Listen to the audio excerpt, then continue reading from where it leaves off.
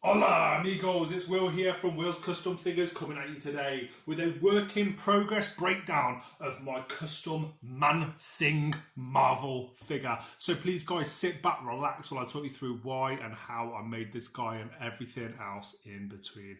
So first things first, who and why am I making Man-Thing? I didn't pick up the builder figure of this guy. He's so impressive. And you know what? I'm kind of glad that I didn't get the builder figure, right? I kept sort of like agonizing over it. And it's not a super expensive builder figure, but definitely not something that I really wanted to invest a lot of money into, like kind of like a B-list monster villain, especially B-list builder figure, especially when you've got some of these fantastic BAFs that they're putting out at the moment. So I wanted a cheap and easy way of making my own one. Picked up the head. I'd probably say the head of the builder figure was £5, something like that, on eBay. And then this is a Marvel Select Hulk, the old school one that was released, 10 sort of years ago or so. And then I started being creative, man. So I really hope you guys like it. I'll give you a bit of a tour around what I've done so far. As I say, far from finished at the moment, but I thought I put a lot of videos up of the finished product. I wanted to put something up of something that isn't completely finished yet. So where did I start? Firstly, where I wanted the head located. If I pull this off, it's just stuck at the moment with some clay I popped inside. The neck hinge joint here. This is actually a WWE Mattel figure, little neck. I just sawed it off on an angle that I wanted the Man-Thing head to go on. Drilled a hole, glued it in. Simple as that. This hand here, this is the Sandman hand from the builder figure. As you can see, it still moves. So all I did with that is I did a resin cast of my Sandman builder figure, and applied lots of glue to make drips and things like that. And I sawn off the original Hulk hand. This is the original. I sawed it off with probably a 5mm, something like that, left on there, so the joint was still in. And then I glued it on. As you can see, like with this hand as well, I've used super glue. I did a bit of a up close. I've used super glue and sort of poured that on and used a catalyst for the super glue, which basically dries it out a lot quicker than what it normally would. So it, rather than it just dripping on the floor as it's naturally dripping, I'll spray the catalyst and it'll go really hard and sort of like stop in position. Now the next thing was obviously removing the original Hulk head that was on there, so popped that bad boy off. I used clay to fill in all up here, and started to drill holes all over, so you can see there's a hole here. There's a hole here, hole here, hole here. Where are the other holes? There's a hole here.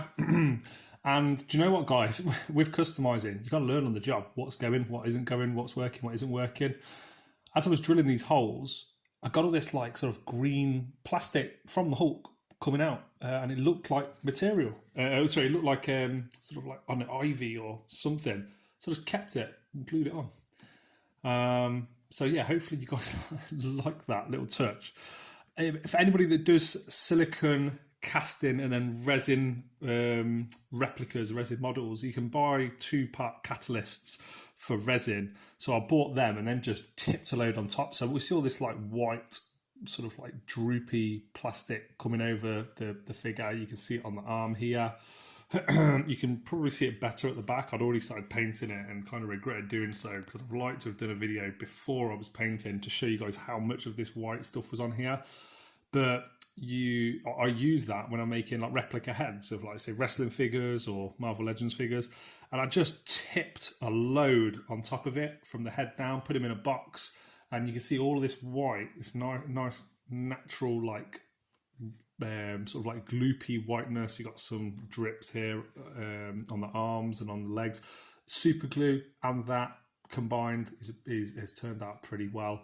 I then got a lot of the other silicone molds I've done in the past that maybe haven't turned out as well. I'm just going to go free cam. So this is actually a silicone mold of Hulk's hand from the red Hulk. I cast all of the red Hulk parts, like the arms, the hands and the fists and the open hands and stuff, but it didn't turn out properly, so I've put that on as like a bit of a root system, make it look like there's like bodies coming out of Man-Thing's back. This was, I've got a tortoise, so this is a piece of wood out of the tortoise enclosure. And then I haven't finished this as mentioned. I kind of wanted the tree and the bark to go down his back a little bit. All of these plants and vines, these are all from like B&M, so one of my local stores, or from eBay. There's a specific one that I ordered from eBay that I really love. Let me just show you.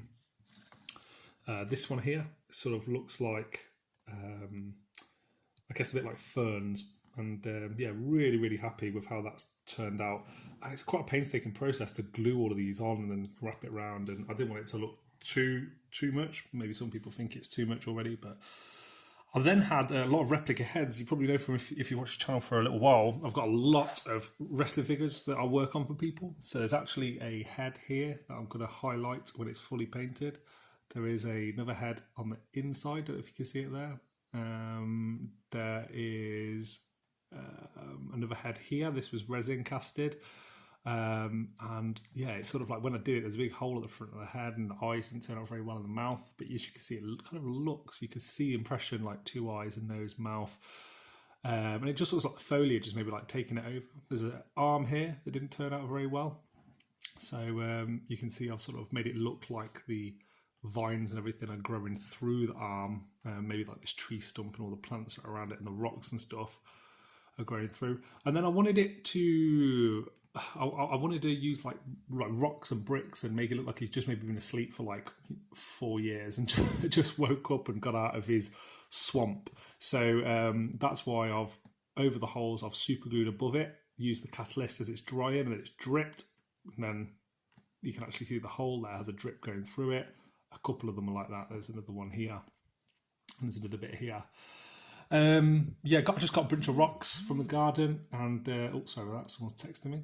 And I glued them on, and then used the super glue and clay and stuff to try and like just change the proportions. I just don't want anyone to look at this and just see there's the Hulk. I want them to look at it and say, "Oh my god, there's like a really cool looking custom Manthing figure." And yeah, I think adding on lots and lots of different little textures, just using up what's available to me. As I say, there's another hand there that kind of was resin casted, didn't turn out very well. So just chucked it on, used what I had available to me. And things like digging little holes in here into the clay where the head used to be. I'm not sure if I should do these as like pustules or blueberries. Going around all these nice little circles. I just rolled a load when I was on my lunch at work and sort of glued them on. And as I say, this drilling the hole, nothing's wasted really. This material here was all just remnants from when I was drilling through the hard plastic.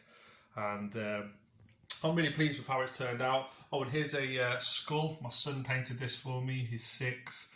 And that come with a NECA figure, I'm pretty sure. So glued that on there, and it looks like there's a skull on the shoulder as well. So overall, guys, I guess this is a work in progress at the moment. I'll pop the head back on and just do a quick show of what it looks like from a few different angles with the head on there as well.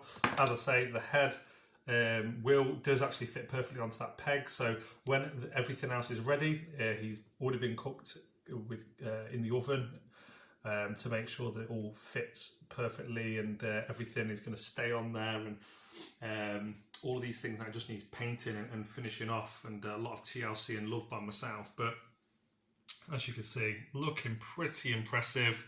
I think next to any other figure, I think he's going to look like he's going to dominate the shelf and really stand out as something pretty cool to look at. I'm going to bring in as well, just for a size comparison, my absolute favourite Captain America figure.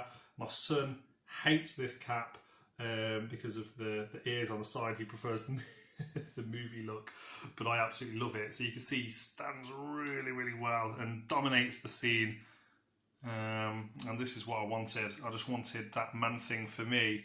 Like, I was looking at the old school Toy Biz one. I think they did such a nice job on that Man-Thing compared to the one that Marvel Legends. It was very simplified, and yeah, what didn't really stand out on the shelf to me kind of blended in with a lot of other figures. So I thought, I'm not gonna I'm not going to invest that much money in quite an expensive builder figure for what it is when I can probably do something better myself.